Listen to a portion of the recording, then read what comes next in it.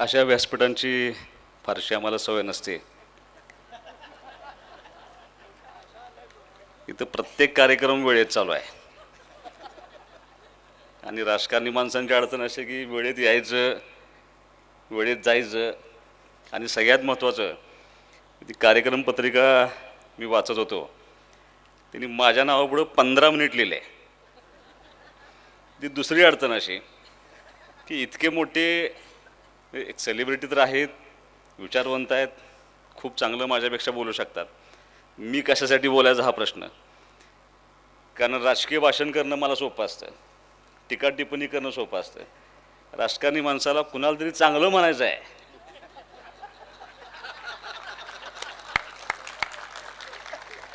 एवढं सोपं नसतं आणि ते पण परत 15 मिनिटात. त्यामुळे मी तुमचा फार वेळ घेणार नाही, कारण खरं आज आपण ह्या सगळ्या मंडळींचं ऐकायला पाहिजे असं मानणारे मी कार्यकर्ता आहे.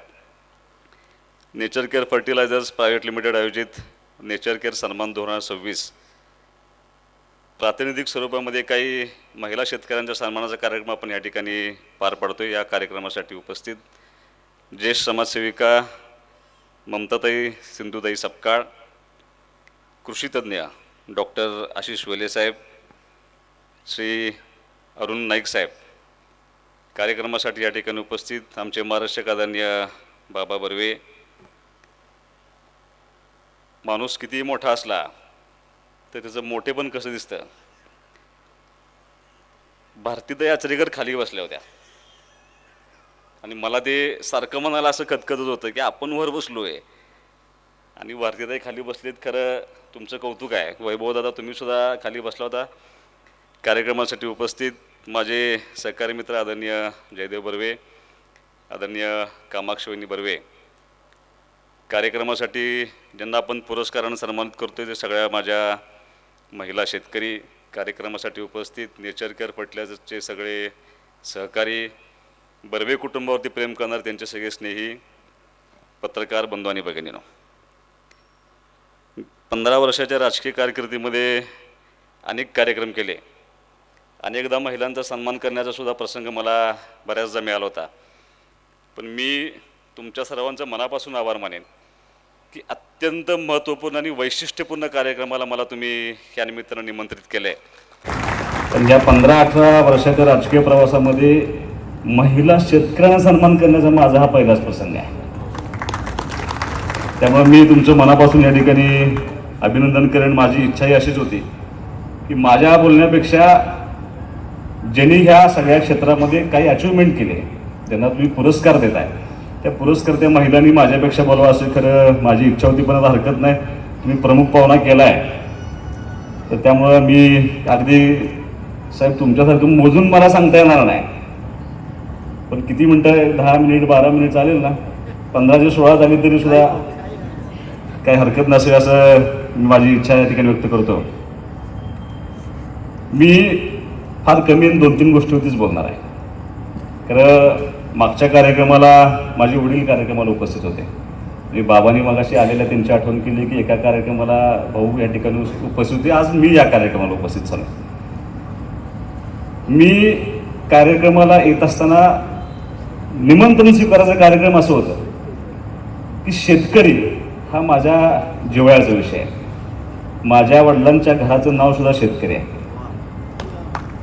घराचं नाव शेतकरी आहे, पुन्हा माझ्या गावामध्ये गाव आहे. माझ्या वडिलांचं अख्खं आयुष्य ह्या शेतीवरती, ह्या शेतकऱ्यांना मदत करण्यामध्ये, किंबहुना माझा स्वतःचा व्यवसाय होण्यापूर्वी सुद्धा मी व्यवसायामध्ये शेती म्हणूनच लागायचो आणि शेतकऱ्यांच्या विषयी प्रचंड असतात. माझ्या वडिलांनी त्यांचं अख्खं आयुष्य, राजकीय आयुष्य या शेतीवरती घालवल्यामुळं प्रचंड मला या ठिकाणी मुळात हा कार्यक्रम शेतकऱ्यांचा असल्यामुळे, त्यात महिला शेतकऱ्यांचा असल्यामुळं मी ते निमंत्रण स्वीकारलं आणि तडक कार्यक्रमाला येण्याचा निर्णय घेतला होता. मी 2 गोष्टींच्यावरती फक्त बोलणार आहे. म्हणजे एक, मला बर्वे कुटुंबाच्यावरती काही गोष्टी सांगणं आवश्यक आहे आणि जे पाहुणे इथं आले त्या पाहुण्यांना काही गोष्टी, म्हणजे मी ते बोलणार नव्हतो पण मला बाबांनी ती आठवण करून दिली. बाबा म्हणाले की हे सगळं ज्यावेळेला आम्ही उभा करत होतो त्यावेळेला या सगळ्यामध्ये सगळ्यात मोठा वाटा तुझ्या वडिलांचा. म्हणजे तो कसा काय, तर ह्या दुष्काळी भागाला पाणी आणून देणारा माणूस तुझे वडील होते. त्यांनी ती आठवण करून दिली. म्हणून मी फक्त काही अगदी थोडक्या शब्दामध्ये मी माझं त्या ठिकाणी तुम्हाला मुद्दाम सांगतो. हे सगळ्या पाहुण्यांना माहीत असणं महत्त्वाचं आहे की हा बर्वेंचा सगळा डोलार उभा राहतोय. आमच्या भागातलं शेतीची अशी परिस्थिती होती की या ठिकाणी शेती करणं फार दुरापस्त आवश्यक म्हणजे गोष्ट होती. आयुष्यभर दुष्काळामध्ये काढलेला आमचा मतदारसंघ होता, अख्खा तालुका होता. पिण्याचं पाणी सुद्धा माझे वडील 1980 साली पंचायत समितीचे सभापती होते. त्यावेळेला पिण्याचं पाणी आम्ही टँकरनं देत होतो. आणि ताई 2012ला त्यांचा मुलगा म्हणजे मी परत सभापती झालो आणि मीही पिण्याचं पाणी टँकरनंच देत होतो. आणि इथं शेती करायची. आणि बर्वेंच्या कुटुंबाचं सगळ्यात महत्त्वाचं काय की तसं एखाद्या जुन्या परंपरेला छेद देऊन परत एखादं नवं कौशल्य आत्मसात करून किंबहुना ते काम करणं ही खूप कौशल्याची गोष्ट आहे. म्हणजे तसं मी काय कुणाला कमी लेखतो असं नाही, पण ब्राह्मण समाजामध्ये शेती करण्याची परंपरा तशी फार कमी आहे. पण खऱ्या अर्थाने बाबांनी ह्या मतदारसंघाला एक नवं दालन दिलं. इतक्या त्या शेतीमध्ये प्रयोग झाले, त्यांना शेतीची प्रचंड आवड होती. ते शेती करत असताना सुद्धा ज्या भागामध्ये पिण्याचं पाणी नाही अशा ठिकाणी शेती करणं हे खूप अवघड काम होतं. त्याहीपेक्षा अवघड काय काम होतं तर या भागामध्ये खताचा कारखाना चालू करायचा.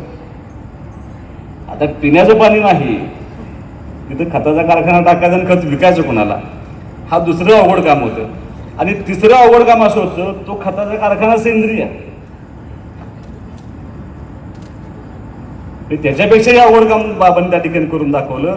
ज्यावेळेला सुरुवात झाली होती त्यावेळेला सगळ्यांना असं वाटत होतं की यात काही घडेल असं काही आम्हाला वाटत नाही. पण आज इतक्या वर्षानंतर ज्या वेळेला आम्ही पेपरमध्ये वाचतो, फेसबुक पोस्ट बघतो की नेचरकेअर फर्टिलायझर्सचा कंटेनर ज्यावेळेला एक्सपोर्ट होतो त्याच्यासारखं समाधान आम्हाला या ठिकाणी काय निश्चित असणार आहे. आणि ते माझ्या दृष्टीने मी एक विटेकर नागरिक म्हणून त्याचा खूप मोठा अभिमान मला त्या निमित्तानं 100% आहे. बरोबर. म्हणजे आम्ही तुम्हाला काही मुद्दाम सांगतो की आशिया खंडातली सगळ्यात मोठी लिफ्ट इरिगेशन स्कीम आमच्या मतदारसंघासाठी. म्हणजे इथून 100 किलोमीटर लांब असलेल्या कृष्णामाईचं पाणी या घाटमाथ्यावरती यावं हे स्वप्न 1992 साली माझ्या वडिलांनी बघितलं होतं. ते आज पूर्णत्वास जात आहे.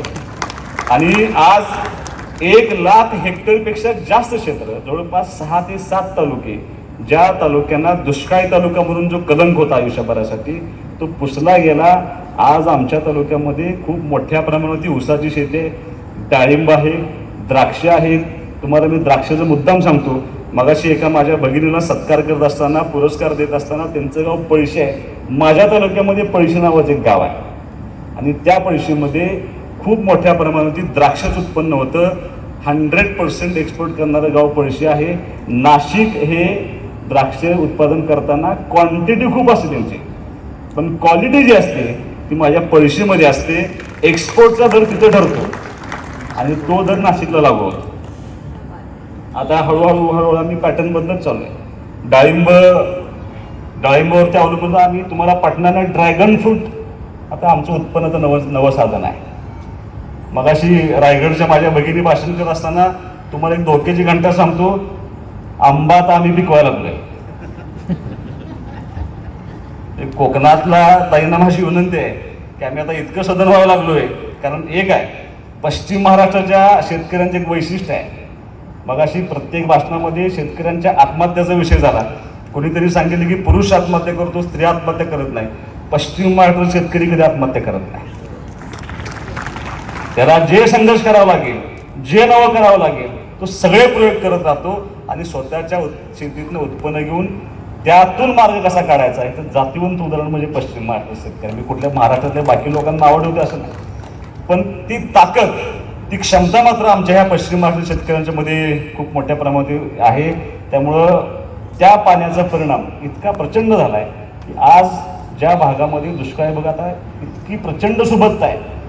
मी एक गाव तुम्हाला सांगतो फक्त. माझ्या गाव मतदारसंघामध्ये भावली नावाचं एक गाव आहे. यावर्षी ऊसाचे तिथल्या सर्व सेवा विकास सोसायटीमध्ये जमा झालेले ऊसाचे पैसे 35 कोटी रुपये आहेत. पाणी काय कमी करू शकतं, शेती काय कमी करू शकतं त्याचं उत्कृष्ट. मी आमच्यात एक आटपाडी तालुक्यामध्ये खामजोडवाडी नावाचं गाव आहे. शरद पवार साहेब बघायला आले की असं काय डाळिंबामध्ये प्रयोग करतायत की जिथं लहानातला लहान शेतकरी हा किमान 50 लाख रुपये वर्षाला मिळवतो आणि मोठा शेतकरी 4 कोटी 5 कोटी पवार साहेब बघायला आले होते. तुम्ही जर त्या गावामध्ये गेला तर त्या गावामध्ये एकही घर तुम्हाला 1000 स्क्वेअर फीटचं दिसणार नाही. 4000 5000 स्क्वेअर फीटचं घर आणि अशा टॉलेजिंग इमारती असं वाटतं की तिथे कोणतरी इंडस्ट्रीज राहतात. अशी आमची शेतकरी मंडळी या ठिकाणी राहतात. खरं एकदा ह्या सगळ्या लोकांना ज्यांना पुरस्कार मिळाला आहे त्यांना कुठेतरी प्रेरणा मिळावी म्हणून जर आपण त्या ठिकाणी नेऊ शकलो तर निश्चितपणे एक चांगलं काम त्या निमित्तानं होईल. मी बर्वे कुटुंबाच्या बाबतीत मला काय या ठिकाणी मला बोलायचं आहे. तसं त्या कुटुंबाचं वैशिष्ट्य आहे या शहराच्या जडणघडणमध्ये त्यांचा खूप मोठा वाटा आहे. म्हणजे मी खाली बसलो तर पंत काका आमचे खाली बसलेत, माझ्यापेक्षा कैक पटीने त्यांना ह्या गोष्टी सगळ्या माहिती आहेत. पण त्यांच्या कुटुंबाचे म्हणजे जयदेवरावांच्या आजोबांच्या पासून म्हणजे ह्या शहराला पहिल्यांदा लाईट देणारी जी पॉवर हाऊस म्हणून संस्था होती त्याच्या स्थापनेमध्ये ह्या कुटुंबाचा खूप मोठा वाटा आहे. महात्मा गांधी विद्या मंदिर शाळा पहिली स्थापन करत असताना त्या कुटुंबाचा खूप मोठा वाटा आहे. मॉडर्न एज्युकेशन सोसायटीच्या स्थापनेमध्ये तुमचा खूप मोठा वाटा आहे. विटा मर्चंट्स कोऑपरेटिव्ह बँक स्थापन करत असताना तुमचा खूप मोठा वाटा आहे. याहीपेक्षा या कुटुंबानं पूर्वीपासून आत्तापर्यंत या शहराला कसलीही सांस्कृतिक ओळख नव्हती ती देण्याचं काम या कुटुंबानं केलं. म्हणजे ते नाटक असेल, कार्यक्रम असतील किंवा असे चांगले कार्यक्रम आमच्यात, अशा कार्यक्रमांना लोक येणं एखादा त्याला कंपल्सरी तांबडा पांढरा मग अशी कोणीतरी आठवण केली होती अशी सगळी व्यवस्था केली तर आमच्याकडे गर्दी होण्याची शक्यता असते. पण इतके दर्जेदार कार्यक्रम हा कुटुंब करतोय. प्रत्येक गोष्टीमध्ये त्यांचं वाटा आहे. आज अनेक लोकांना ते रोजगार देण्याचा प्रयत्न करतायत. विषमुक्त शेतीसाठी खूप मोठं योगदान त्या कुटुंबाने देण्याचा प्रयत्न केला. आज त्यांची कन्या पॅराऑलिम्पिकमध्ये तिनं देशाचं नाव केलं टेबल टेनिसमध्ये. कौतुक आहे तुझं. तुम्ही आज शेती करायला बर्वे कुटुंब तुम्हाला प्रोत्साहित करतंय. माझ्या माता भगिनींना सगळ्यांना त्यांनी प्रोत्साहन दिलं की तुम्ही शेती केली पाहिजे, हे केलं पाहिजे. दिवसभर उन्हात राबल्यानंतर जर स्किन खराब झाली तर ती रिपेअर कशी करायची याची सुद्धा व्यवस्था करून देऊ. म्हणजे व्यवसाय करत असताना सुद्धा एक पूरक व्यवसाय असावा असं सांगत असतात. पण हे सगळं काम इतक्या सुंदर पद्धतीनं हे बर्वे कुटुंब खूप चांगल्या पद्धतीने करतं. एक आठवण मला बाबांची तुम्हाला निश्चित सांगायचं आहे की तसं राष्ट्रीय स्वयंसेवक संघाच्या मुशीमध्ये वाढलेलं कुटुंब आहे. अत्यंत आढळ निष्ठा त्यांच्या RSS वरती आहे. त्याच पद्धतीने काम करणारे कुटुंब आहे. पण त्यांची आयुष्यभराची मैत्री होती ती विलासराव देशमुख साहेबांच्या बरोबर होती. काँग्रेसचे मुख्यमंत्री ज्यावेळी ते झाले ते क्लासमेट होते. माझ्या मते हॉस्टेलला तुम्ही दोघं एकत्र होता, रूममेट होते दोघंजण. आणि CM झाल्यानंतर बाबा त्यांना भेटायला गेले आणि त्यांनी एक सोन्याची चेन त्यांना देण्याचा प्रयत्न केला. त्यांनी ती घेतली नाही आणि विलासराव देशमुख साहेबांनी असं सांगितलं मी जरूर घेईन पण तुमच्या घरी जेव्हा येईन त्यावेळेला मी ते चेन नक्की निश्चितपणे घेईन. RSSचा माणूस, काँग्रेसचा मुख्यमंत्री आणि ते इथं आल्यानंतर त्यांनी पहिल्यांदा बाबांच्या घरी गेले, ती चेन त्यांनी स्वीकारली. आता जयदेव माझ्यात वयाचा फरक आहे पण आम्ही पण दोघं मित्र आहे. आता जयदेवराव मी काय मुख्यमंत्री नाही होऊ शकत, आमदार मात्र झालोय. त्यामुळे जशी त्या पिढीनं मैत्री जपली तशी मैत्री जपण्याचा प्रसंग आता आपल्या दोघांच्यावरती आहे.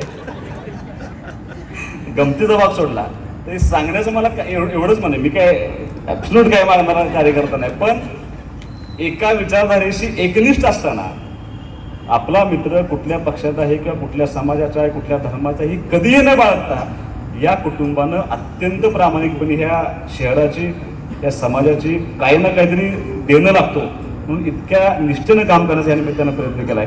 मी कार्यक्रमाला ज्यावेळेला निमंत्रण स्वीकारलं त्यावेळेला येणार आहे कोण म्हणलं, कारण बर्वेंचा कार्यक्रम आणि सेलिब्रिटी नाही, कारण मी ते सगळा अभ्यास करत होतो. कारण तुम्ही ABP माझा कट्टा लागण्यापूर्वी पहिल्यांदा बर्वाची ॲड येते आणि त्यात सगळ्या सेलिब्रिटी असतात, इतके जवळचे संबंध आहेत. मी म्हणलं कोण सेलिब्रिटी येणार आहे, तर ममताताई तुम्हाला त्यांनी कार्यक्रमाला आणलं. मला खूप आनंद झाला, कारण सिंधुताई ही अशी सेलिब्रिटी होती, तिनं महाराष्ट्रामध्ये आजपर्यंत कुठल्याही सेलिब्रिटीनं काम केलं नाही असं काम त्यांनी केलं. याची मला जाणीव कधी झाली. आई वडील नसणं म्हणजे खरं व्यक्तिगत बोलायला नाही पाहिजे, आई वडील नसणं ह्याच्यासारखं दुःख या जगामध्ये काही नसतं. आम्हाला कधी जाणीव नव्हती या गोष्टीची. पण ज्यावेळेला माझे आई वडील गेले त्यावेळेला मला कळालं की आई वडिलांच्या शिवाय जगणं हे इतकं बेकार जीवन असतं की तुम्ही त्याची कल्पना करू शकत नाही. तुम्हाला मुलं असू द्यात, बायको असू द्यात, भाऊ असू द्यात, पण आई आणि वडील नसेल तर तुमचं जीवन व्यर्थ आहे असं मान. कारण मी ते जवळ आता मी त्यातनं त्या सगळ्या प्रक्रियेतनं जातोय. पण मला जगण्याची एक उर्मी कधी मिळाली, हे सगळं सोसत असताना काही दिवसापूर्वी माझ्या मतदारसंघामध्ये एका मेंढर राखणाऱ्या माणसाचा मला फोन आला की बाळ रडते म्हणला एका त्या सिमेंटच्या पाईपमध्ये. मी त्यांना फोन केला, मी पोलिसांना फोन केला, काय बघा म्हटलं, आणि लगेच हे करा. पोलीस गेले म्हणले मुलगी आहे, सिव्हिल हॉस्पिटलला न्या, मी ती व्यवस्था करतो. सिव्हिल हॉस्पिटलला गेले, तिथं मुलगी ती ॲडमिट केली. मला राहवलं नाही, मी माझ्या बायकोला पाठवून दिलं, म्हणलं जा तिला दुपटं कपडे काय लागेल ते घ्या आणि तिला भेटून ये. मी तेव्हा अधिवेशनमध्ये होतो. मी आलो त्याला तिचं शिफ्टिंग झालं होतं एका अनाथ आश्रममध्ये, आणि मी तिथल्या सिव्हिल सर्जनला अशी विनंती केली की माझी अशी इच्छा आहे की आमच्या घरात कोण मुलगी नाही. माझ्या आईची फार इच्छा होती की मुलगी आपल्या कुटुंबामध्ये असावी. मला काय ॲडॉप्शन तिला करता येणार नाही, पण तिला लागणारी सगळी व्यवस्था मी करू शकतो. सिव्हिल सर्जननी ज्या अनाथ आश्रममध्ये तिथे त्यांना विनंती केली की मी खर्च तिचा उचलतो. तिला लागणारे आता सगळे कपडे, तिला जर तिचं अडॉप्शन नाही झालं तर तिचं शिक्षण, तरी अडॉप्शन नाही झालं तरी लग्न, सगळं माझं मी बघतो म्हणून त्यांनी त्याला होकार दिला. मी ज्या दिवशी त्या अनाथ आश्रममध्ये गेलो आणि तिथं बसलेली ज्यावेळेला सगळी लहान मुलं बघितली